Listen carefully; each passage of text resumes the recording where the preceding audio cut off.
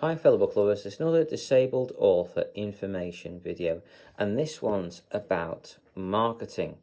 So in particular, in the last one, I said about the two paths you can go down. You can either go on to social media, have accounts on there and test that out, or you can just do your book stuff. Now, ideally, I think if I'd known what was involved, I may have stayed away from doing social media altogether, because it's such a time sink. So much time goes into it. I'd say more time goes into that than it does into my writing, and that's not what I wanted.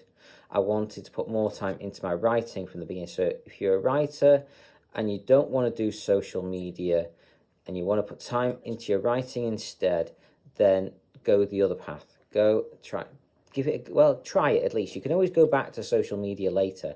It's harder to stop once you've started getting people following you on TikTok and other social media sites than it is to start in the first place. Yes, it is always better to start earlier so you can get a bit of momentum going on and things like that.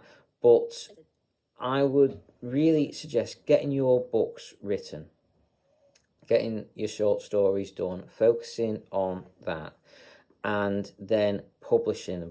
But trying to publish, if you're going to do it on Amazon, depends again if you're going to go wide or go exclusive to Amazon, that kind of thing. But if you're going to go, say, wide or exclusive, then get your book out there, get on Amazon, take advantage of Amazon's 30, 60, 90-day promotion cliffs. So try and get, if you can, build up a backlog of books. Do what they call a rapid release schedule. So try and release, this is only one method. So this is one of many, many marketing techniques you could do, is release several books, either 1, 2, or 3 months apart. As long as you stay in the 30, 60, 90-day cliff, then you can keep that momentum going from Amazon and help with the marketing. Obviously, if you do it 1 month, that's the best. 2 months, not as good. 3 months is bad.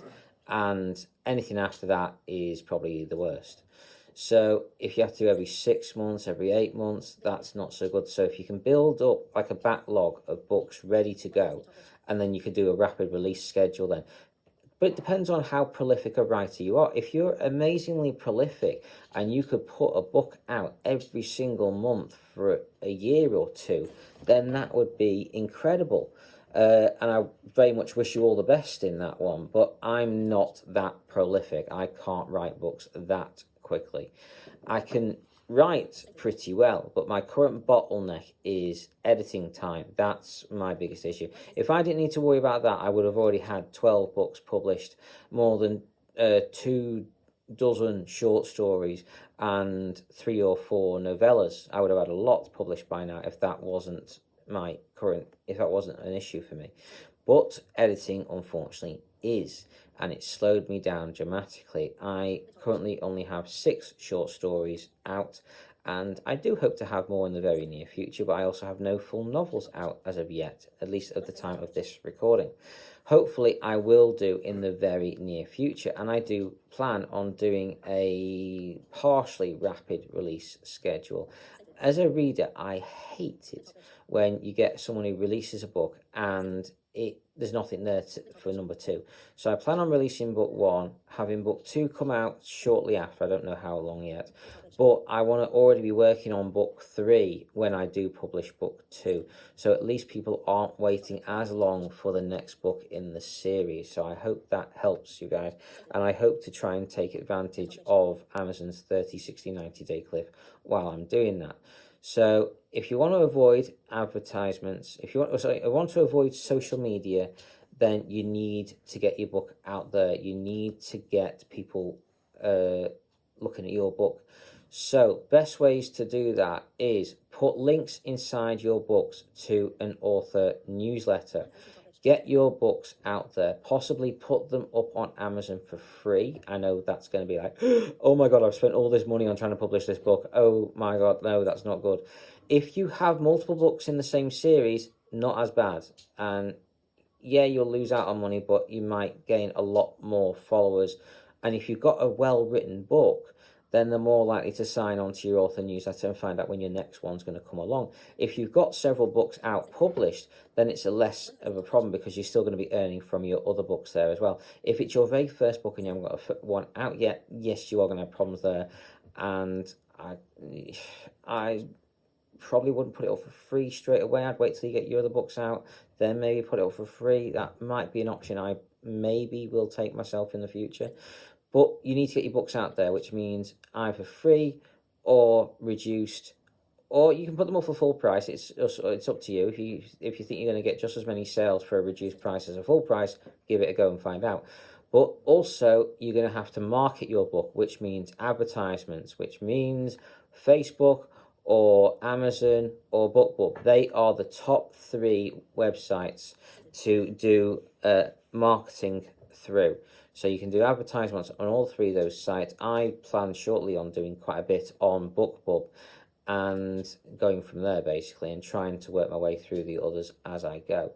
But you need to get your books out there to as many people as possible, which means marketing, promotion. Try promotion sites. I think David, what's his name now? Oh, David Goran, I think his name is. He has a list of very good marketing book marketing websites to try.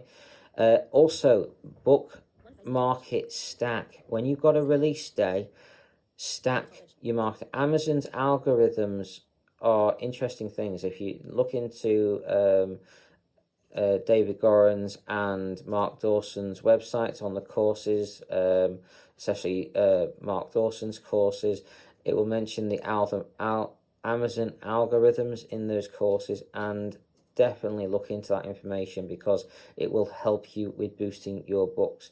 Find out what other authors are like yours. Find out about names, keywords, that kind of thing. Do whatever you can to help promote your book sales. Anyway, beyond all that, you guys, that's the way if you want to go and avoid social media. It's a headache and a half going on to social media. It's a lot easier to start than it is to stop. I kind of wish I'd just spent more time focusing on my books. That's what I love is my books, and I wish I had more time to focus on that.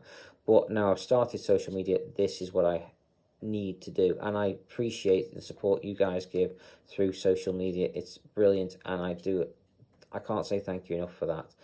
But if you want to avoid social media and that particular headache, then you need to market your books as best as you possibly can.